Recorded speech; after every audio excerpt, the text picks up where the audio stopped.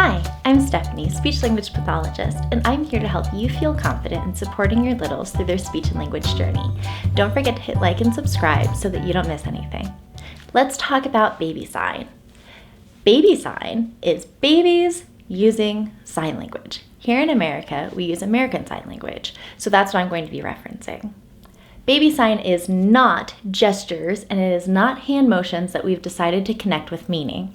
We need to keep that in mind because American Sign Language is a language that has its own grammatical structures, its own vocabulary, its own culture, its own everything that every spoken language has. It is an official language. So we need to make sure that we are respecting it and respecting the community that uses that by respecting the language when we use baby sign. So who can we learn this from? People you want to keep in mind are people who are fluent and people who are part of the culture. Those are the two criteria you want to look for in people you're learning baby sign from.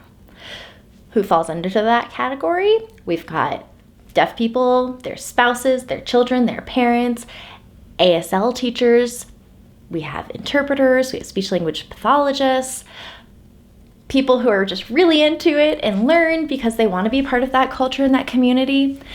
Whoever it is, check in that they are part of the culture, they are familiar with the culture, they participate in the culture, and that they are fluent in the language. Just like with spoken languages, if you want to learn Spanish, you want to go and buy a baby Spanish book and feel like you're doing the language justice. Feel like you're respecting Spanish. Same goes for sign language. Even though it's not spoken language, it still deserves just as much respect. So how do we go about teaching baby sign? Once you have learned the signs, you want to keep a few things in mind. One, you want to make sure that you're providing a clear model for your littles. That means bringing the signs to their level. When we are trying to teach our little spoken language, we come down to their level so that we are on the same playing field. We're providing a clear model. It takes away a lot of talk pressure. It makes it so that they are comfortable in this learning environment that we're providing for them. Same thing for sign language. You want to bring it to their level. So if I'm coming down to their level and I'm teaching them more, we've got more, right here. It's right here. It's right where they're looking. Another thing you want to keep in mind is that you are consistent. If you're trying to teach them this sign, then that means you need to be consistent in how often you use that sign. So that means every time you say more, you're signing with it. That also means the other people around your little who are participating in their lives and active participants in their lives, it would be very beneficial and bring greater success if they also sign when they speak. So have the whole family involved. Get everyone learning the signs. What about how many signs to teach at a time? Well, just like with spoken language, we don't want to limit the signs.